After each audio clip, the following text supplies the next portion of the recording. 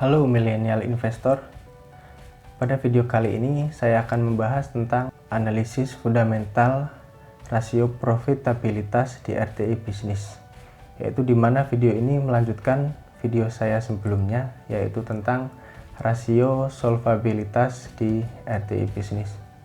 Buat teman-teman yang belum nonton, silahkan bisa ditonton, linknya ada di deskripsi.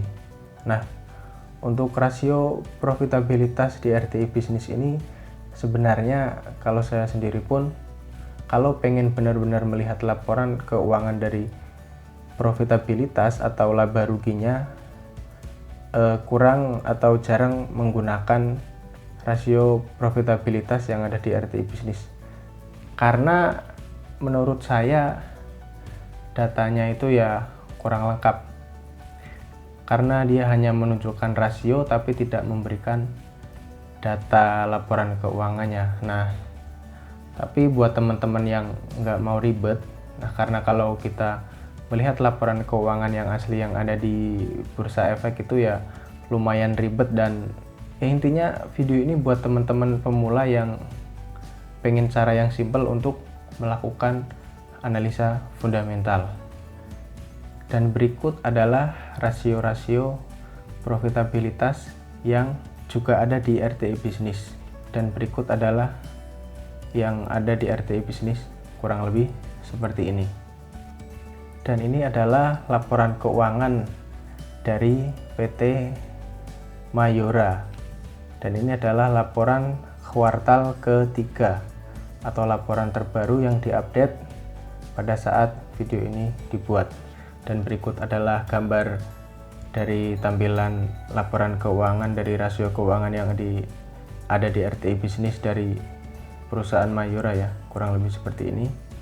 Kemudian yang pertama kita bahas adalah rasio gross profit margin atau GPM, dimana rumusnya adalah laba kotor dibagi dengan penjualan dikali 100%. Nah, di sini laba kotornya yaitu ini ya, sekitar berapa ini? 5 triliun ya, 5 triliun. 5,2 triliun. Dan rumusnya adalah laba kotor dibagi dengan penjualan. Ini penjualan bersihnya adalah ini, sekitar 17 triliun. Oke.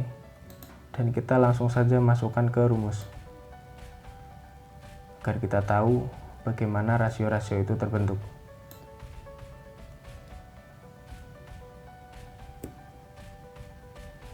Ini adalah laba brutonya, kemudian penjualan bersih,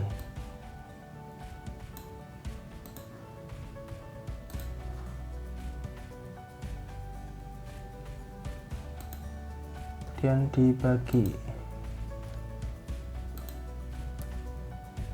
dan hasilnya adalah 30,09%. Ini untuk gross profit margin.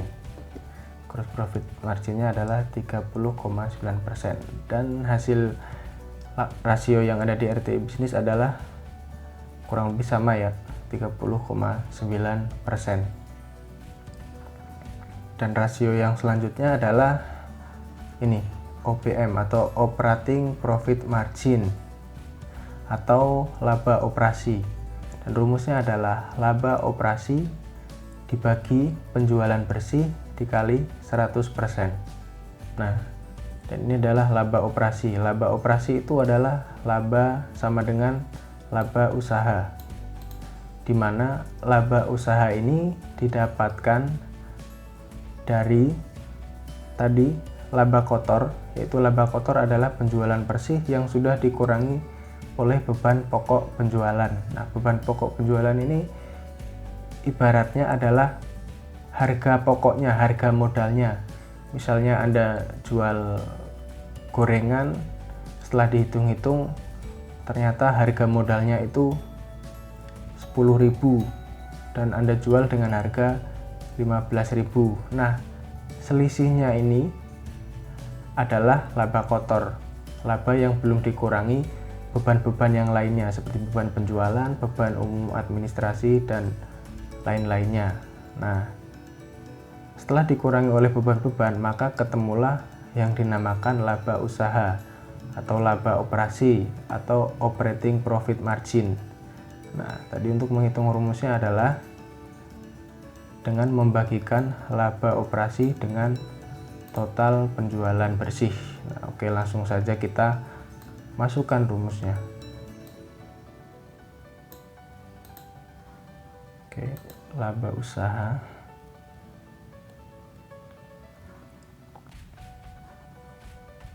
dan hasilnya adalah 10,90%. Dan berikut tampilan di RTI bisnis. Nah, kurang lebih sama ya.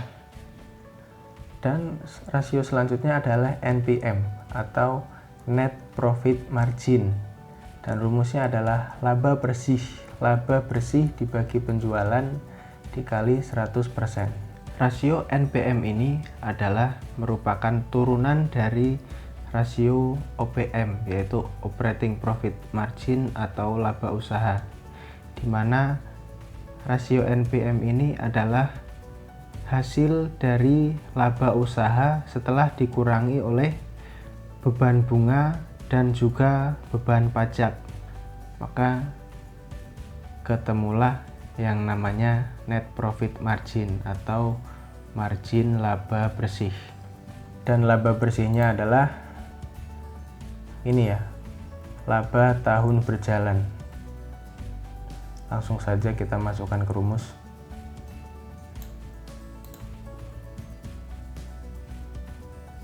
Laba bersih tahun berjualan. Nah, langsung kita dapat hasilnya, yaitu laba bersihnya 9,04%. Hasil ini agak sedikit berbeda ya dengan yang ada di rasio RTI bisnis, di mana ini hasilnya adalah 8,85%. Ya, seperti yang sudah saya bilang di awal tadi, di rasio profitabilitas di RTI bisnis ini memang kadang agak kurang tepat. Ya, walaupun beda tipis juga bedanya nggak begitu jauh, dan ini hasilnya juga dan walaupun hasilnya beda tipis juga intinya sama, kurang lebih ya sama aja gitu. Dan rasio yang selanjutnya adalah ROE atau return on equity. Nah, return on equity ini adalah tingkat pengembalian investasi. Misalnya jika ROE-nya adalah 10%, maka jika Anda menanamkan modal sebesar 100 juta, maka tingkat pengembalian investasinya adalah sebesar 10 juta. Nah, seperti itulah ROE. Dan ROE ini rumusnya adalah laba bersih atau laba tahun berjalan dibagi dengan equity dikali 100%. Nah, tapi perlu diketahui laba bersih tahun berjalannya ini adalah setahun ya, karena ekuitasnya ini adalah ekuitas yang disetahunkan, maka laba bersihnya harus disetahunkan. Nah, dan sedangkan laba bersih ini, laba tahun berjalan ini adalah 9 bulan, yaitu baru sampai kuartal 3, sedangkan kuartal 4-nya masih belum rilis. Nah, lalu bagaimana menghitungnya?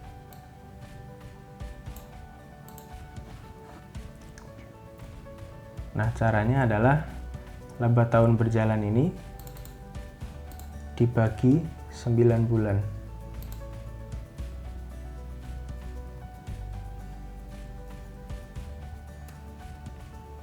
Nah, setelah didapatkan hasilnya, ini berarti adalah laba bersih per bulan.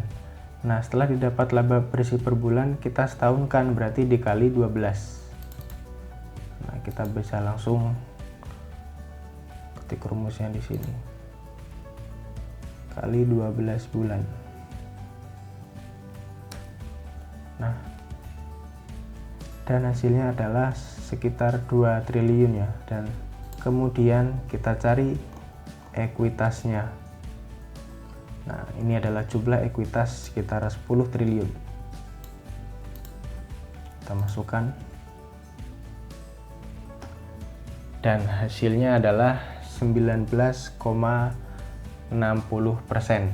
Dan hasil di RTI bisnis juga 19,65% ya, beda tipis tapi ya kurang lebih sama ya. Ini artinya ROE-nya atau tingkat pengembalian investasi dari perusahaan Mayora ini adalah 19%. Ya, ini cukup tinggi ya. Artinya kalau kita menanamkan modal sebesar 100 juta, maka tingkat pengembalian investasinya adalah 19.600.000. Nah, kurang lebih begitu.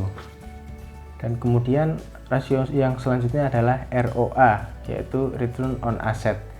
Nah, ROA ini hampir sama seperti ROE ya.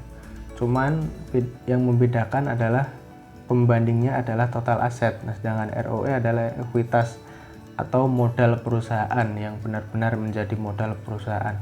Nah, dan ROA ini sebenarnya kurang jarang dijadikan sebagai acuan untuk membaca laporan keuangan. Jadi ya untuk laporan keuangan profitabilitas yang paling sering digunakan ya hanya gross profit margin, operating profit margin, net profit margin, dan juga ROE.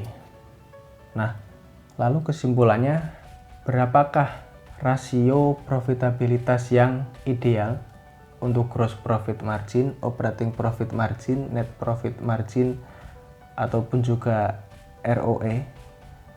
Nah, jadi begini, kalau kita ingin mengatakan sesuatu itu lebih besar atau lebih kecil, maka harus ada faktor pembandingnya atau harus ada yang dibandingkan antara si A atau si C.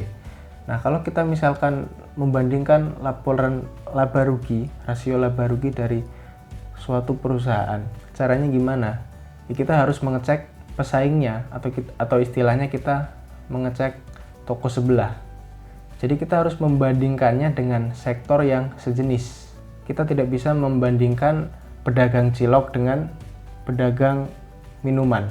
Ya karena emang jenis bisnisnya beda, pasti margin labanya beda, laba operasinya beda. Ya kalau misalnya yang kita analisis itu adalah sebuah perusahaan yang tidak memiliki pesaing, berapa persen pun margin laba ruginya, maka itu tetaplah baik. Karena apa?